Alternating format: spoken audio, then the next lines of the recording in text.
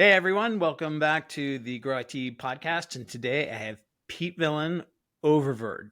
Did I pronounce it? I do. How'd I do? Yeah, very good. Very All good. right. All right. Of two increase. And he is over in the Netherlands. So thank you for joining me all the way over there. And it's later over there than it is here in the United States, but I want to welcome you to the Grow IT podcast. Thank you. We're happy to join this. Thanks very Good. much. Well, so tell us a little bit about your background and tell us about, kind of give us a high level, the elevator speeches we see over here about to increase. Yeah, sure, no problem. I've been in the ERP business for over 3 decades now. I've had multiple roles. I've done implementations worldwide. I've done pre-sales and sales on a global level. And at To Increase, I'm responsible for the partner ecosystem in the EMEA region. I also have a colleague in the US, which means that I'm, as a partner development manager, I support the partners, but also our sales colleagues and product development and so on in positioning, aligning on our product portfolio. So, is your primary service offering is to implement different types of ERPs, or do you work specifically on SAP or some specific platforms? No, we are working on one specific solution now that might change in the future because of the open structure of today's integrations, of course. But today our main focus is on Microsoft Dynamics, both F&O, finance and operations, or finance and supply chain, if you like, and Business Central. We have two different portfolios there. And our main focus is the partner ecosystem, but we also do direct sales. Okay. All right. Well, so the two parts of every business, probably the two most important parts are the people and the processes, right? So, how can we leverage ERP or different systems that are integrated into a business to improve both the people and the processes side? I think the main benefit of what we deliver, because we are an ISV, an independent software vendor, so we create, support, and implement add-ons on top of, or better said, embedded in the Microsoft Dynamics environment with specific functions, which means that we have industry-specific solutions for manufacturing, for life science, and for asset as a service or rental. And we have industry-independent solutions, which are focusing what we call the horizontal solutions, if you like, and they focus on connectivity, data quality and workflow, and also on secure data security. And the benefit is that many partners in the past have been working with customizations on top of the standard application. And what we do is deliver standard solutions embedded in the Microsoft Dynamics environment. So you mentioned manufacturing and healthcare. You mentioned the last one was rentals? Yeah, rental or asset as a service, which means that if you produce assets like a bulldozer or anything like that, or a car, we can support the process of the manufacturing of the equipment, but also the renting or lease and servicing when it's used by the end. Okay, so it's not necessarily renting of the capital equipment. It's more on the finance side of things. So basically, a manufacturer would be doing either the finance, to own, or be doing it as a lease type. Yeah, it's a lease type, but then more the operational lease type, because we also support everything that has to do with maintenance and support on site of equipment. So when something breaks down, there could be a service contract in place. So it's just more than only the financial part. It's also including the operational part of the rental or the lease. Okay. So tell me about the different prospects that you speak with, their clients that you work with, and in terms of their pain points, right? Do they typically, I use that word typically, and nothing is ever typical. Do they already have an ERP system in place? Are they looking to implement an ERP? How do you come in? What are their kind of pain points, and where are they trying to get to when you typically get involved with them? Yeah, okay, that's a fair question. In two ways, more or less. First of all, we help a lot of partners and end customers with the migration from an earlier version to the most recent version. In the past, we had, for instance, Axapta or AX 2009, 2012, which is called today Microsoft Dynamics. We have the tooling available to ease the work of the data migration, and not only the data migration, but also improve the data quality and the use of the data. That's one thing. So that's the migration from an earlier version to a more recent version. We are also very often involved in new implementations, which means that the customer has chosen for Microsoft Dynamics, either BC, Business Central, or finance and supply chain. And they need specific functionality where we come in and say, okay, for instance, for the life science industry or the asset as a service industry, we add our solution to the proposal together with the partner. And together we work on, okay, what are indeed the pain points? In other words, what is the value proposition of our solution? Which does it take away? And can it be a cost reduction? Can it be ease of use? Can it be lower maintenance cost? Different things dependent on the customer situation. Yeah. You're using a lot of great marketing terms that we typically use with our clients in terms of value proposition, and really solving pain points. So, that's music to my ears.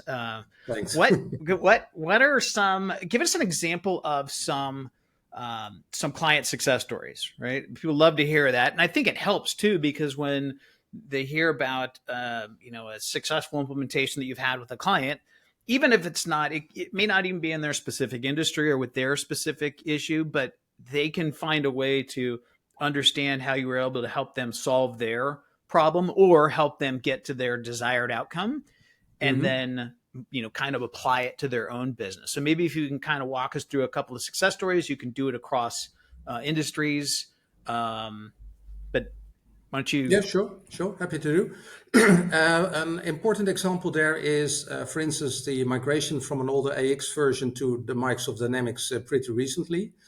Together with the partner, the customer has been working with bit more than 20 people on trying to get the data migration in place, because the challenge was they were working with about 20 environments, 20 different companies from an IT perspective, and all the data needed to be cleaned up, merged, and so on, and changed to the data structure in new implementation. They have been working on this for really weeks together with a large team. And when our solution was chosen, it only took them just a couple of days and not too much manpower. So and a much better outcome, a much better quality of the result. So it was a bit later than we would have preferred, because they have tried before we came in. But the good news is that we have proven apparently that it worked, that the data migration tooling is working. Another solution is a company where they were really struggling with the data integration with their customers, and they had a customized, let's say, kind of data integration tooling. But when there were new customers or there were new things were changing in general, it took them quite a lot of time and effort to adapt the integration tooling to the new situation. They've done a pilot with our integration tooling, and then they learned, okay, it's very, very easy to add new products, add new customers, and so on and so forth. So a lot of benefits there. But that's on the horizontal part of our portfolio. If we look at asset as a service and rental, we see that people have been looking to other solutions, but based on proven technology and based on the proof of concepts, we have convinced them and we have shown them that working with our solutions can bring a lot of efficiency and quality in the process, and makes us better affordable, if you like. Can you give me an example of the asset as a service? That one's new to me. And again, I know from a capital equipment side over here, maybe I just want to make sure that I have an understanding, because it's the terminology used in terms of asset as a service makes sense to me, right? From a software as a service, right? But I haven't heard that term before. So can you kind of give me an example just of? Sure. We have one customer. They import and they modify forklifts. Okay. And so what they do, they receive the forklifts, they do the modifications that are required by the end customer, and then they make a leasing contract, a rental contract together with their end customer, and say, okay, here's your forklift, and you can use it for, let's say, so many years. And proactive maintenance is included, reactive maintenance is not included, and the calculated fee for having this in your warehouse or where they are using the forklift is this amount. And should you have additional work to be done, like reactive maintenance or repair of anything, these are the costs, and that will be calculated and invoiced to you based on time and material, just as an example.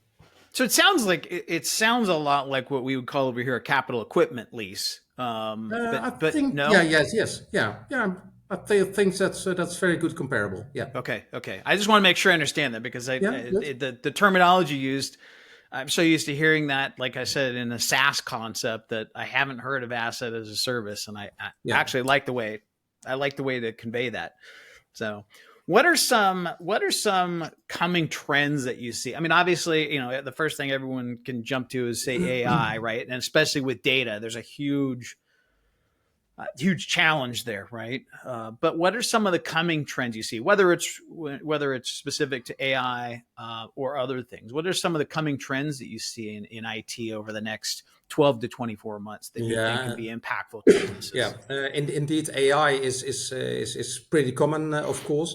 What we learn is that there's so much data already in all kinds of systems, and in, let's say, the big outside world, that we see that there is a need for better quality of data. So it's not only the technical developments we see, but also kind of reflecting, okay, what information, what data do we have, and how can we transfer that to information, and then can we do that and at a good cost base, so not spending too much, because it is already our data, and how can we make more out of that. So it's not only the technical developments we see, like data lake and so on and so forth, but also a more internal focused evaluation. Okay, uh, before we take any steps by extending our environment from a technical or any other perspective,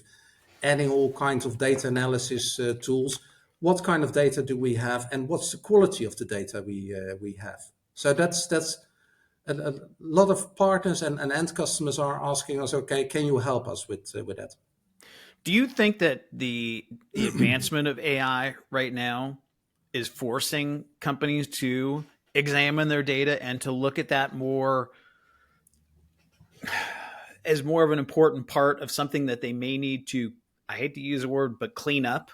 Yeah, Do you no, think no it's doubt. forcing that conversation into the boardroom, into the C level, and for CIOs to have to say this isn't something we can no longer, we use a term over here, kick the can down the road.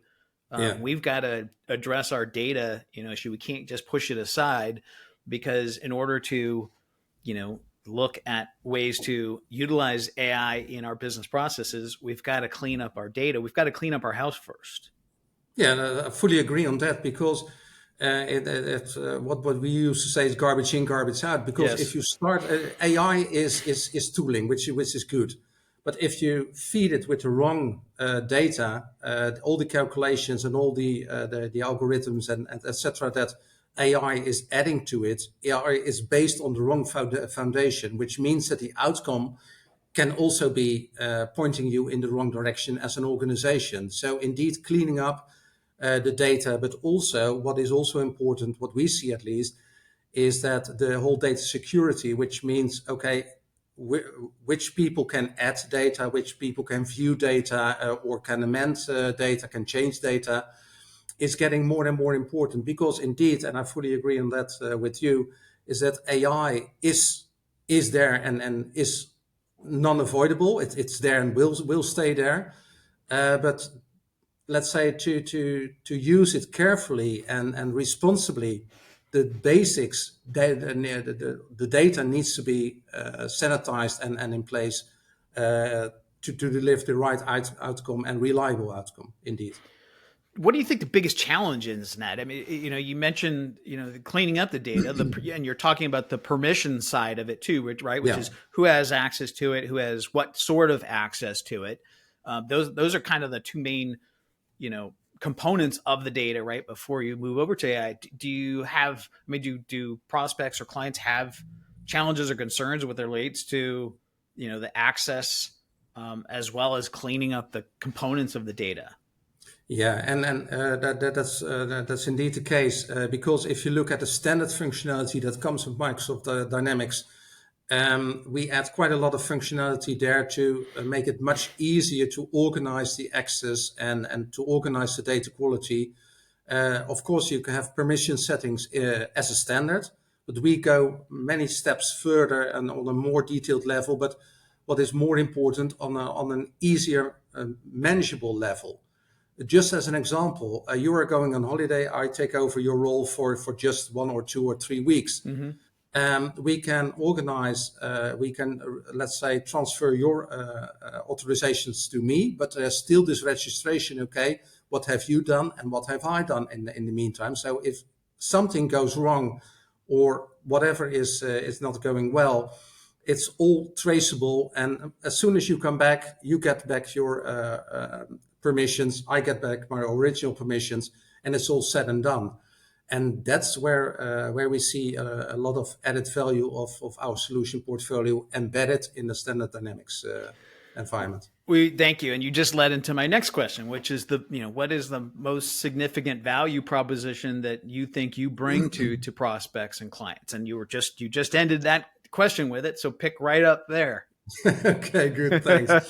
No, I think one of the main benefits is that the user does not experience another user interface or another way of working when our solutions are embedded in the standard software. What you pretty often see when there are customizations or anything else in place, people have another type of experience, and we are working based on the standard data structure. We are presenting the same user interface, but with a lot of benefits for both the customer, but also for the user, sorry, but also for the organization as a whole. So I think a very large benefit is indeed if you like, the non-recognizability of our solution being embedded in the standard software. Okay. Well, this is a tough one for you. What do you enjoy most about what you do? No, it's not too tough, to be honest. No, no, I've been with 2increase now for a bit over a year, and I think what I enjoy the most is to really share there we go again, the value proposition. So the benefits of our solution portfolio, not only with the end customers, but in particular with our partner ecosystem, because it's not only the user experience and the benefits that comes with our solutions for the end user, but also for the partner, because there's more efficiency, more reliability, easier maintenance for our partners, and sharing this, but in particular having getting all the feedback of the partners. Okay, nice story, Pietwillem, but how about this? And I think I can say I feel pretty blessed that we have a very tight connection with sales and also the sales of our partners, but also customer success, account management, if you like, but also product development is heavily involved in me working together with our partner ecosystem, where we both benefit, the partners and us, on all the feedback we get and sharing roadmaps and upfront. Is this indeed your priority as a partner, or should we delay this, or should we make this earlier available? So, long story short, I think the most joy is in very professional and constructive communication with everybody involved in delivering the best possible product for the end customers.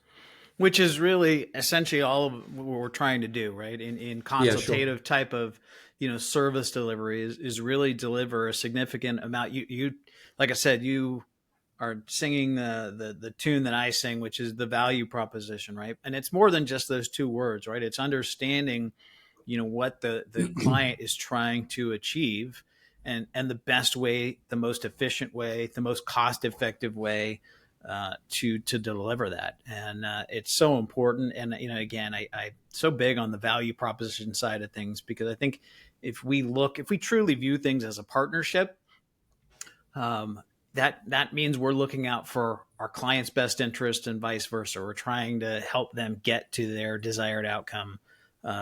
Like I said, so that there aren't examples like you used in the beginning of our conversation where you end up coming into to clean up a mess, so to speak. So, Yeah. uh, which No, we no, all, that's no, that's all true what you say indeed. Yeah. yeah.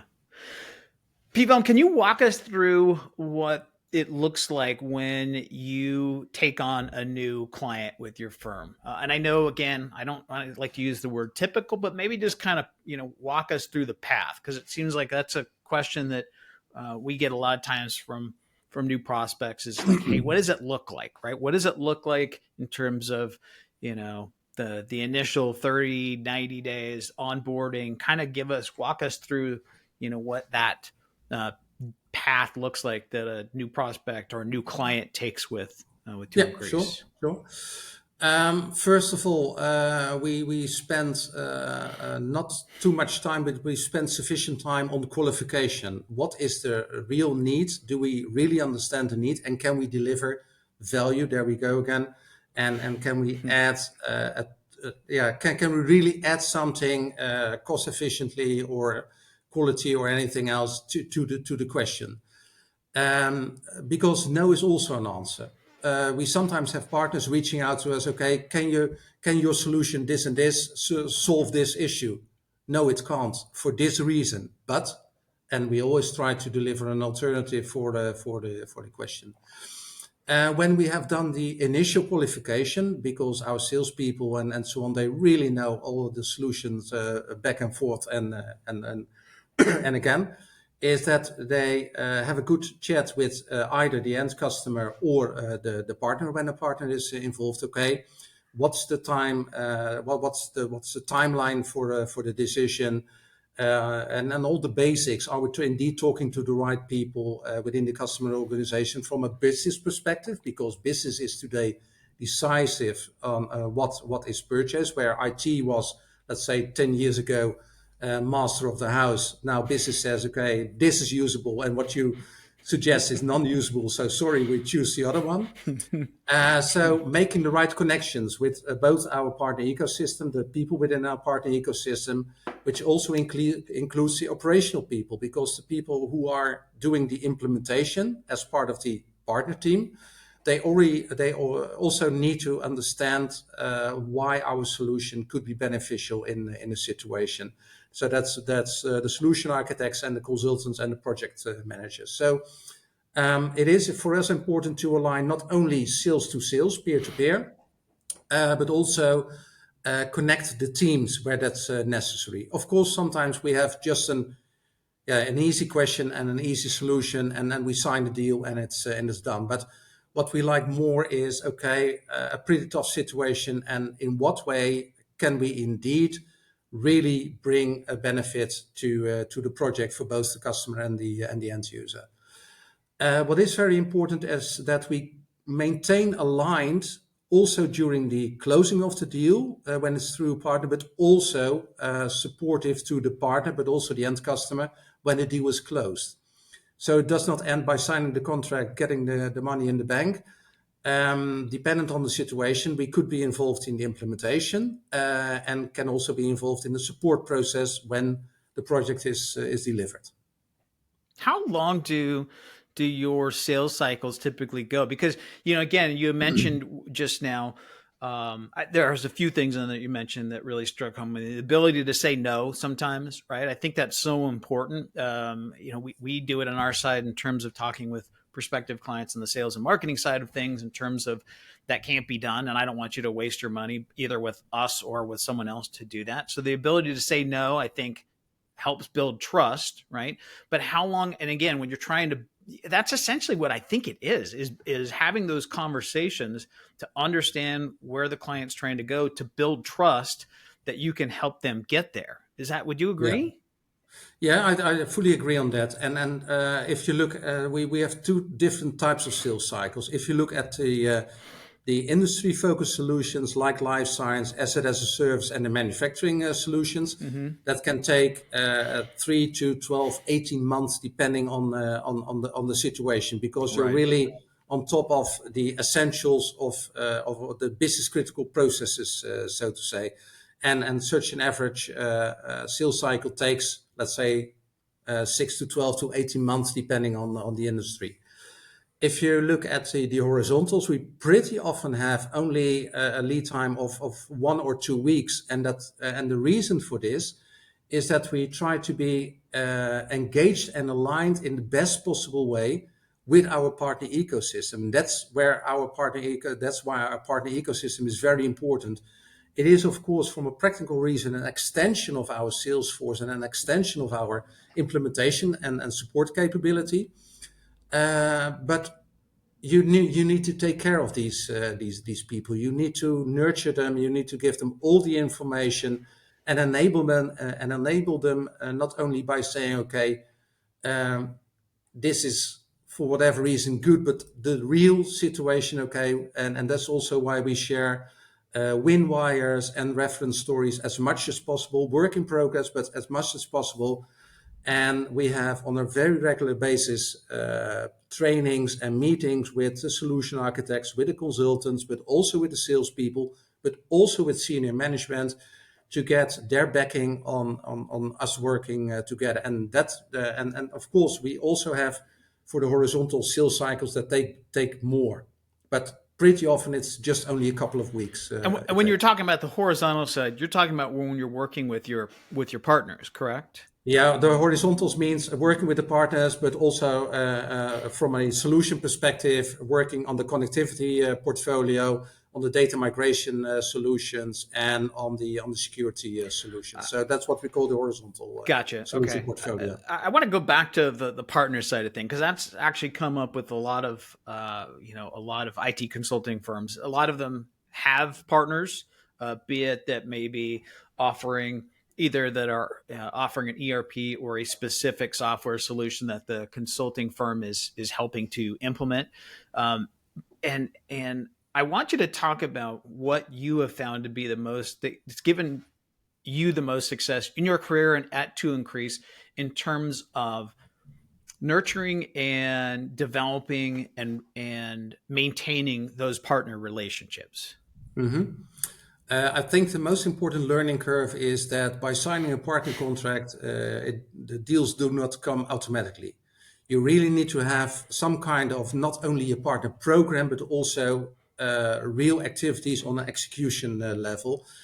So you need to take your partner seriously, which also could mean that you say, okay, we have signed this partner agreement, let's say 1 or 2 years ago, and we had very good forecasts and expectations were on a high level, but nobody knows why. But it's not working. It's spending time and money on the wrong thing.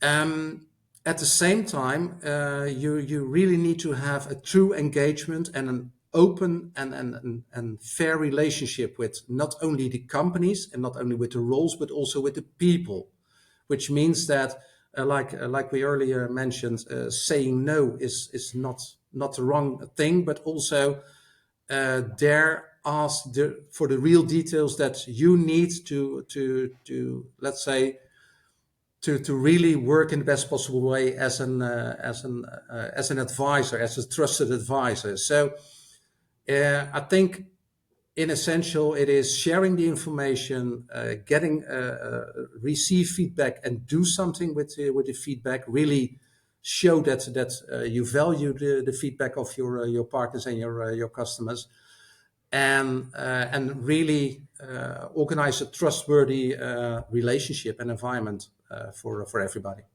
I think it's so important.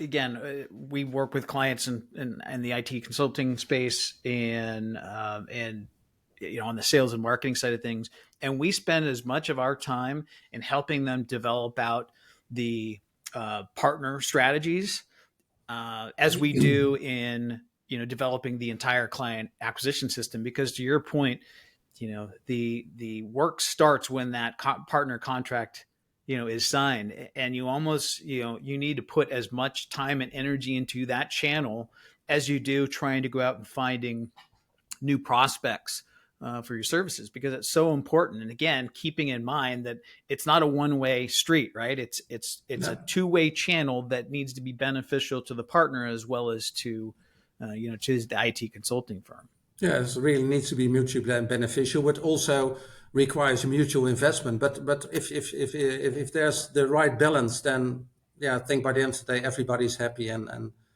should be able to achieve the objective results. Yeah, I agree. Okay, so if a business owner and executive is sitting here watching us and can't wait to find out how you can help them, what would you say is a good next step? Obviously, having a conversation is probably a good next step. But what's a good next step that you typically take with a prospect or would encourage someone to do?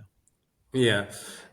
First and foremost, check our website when you like. There's a lot of information there.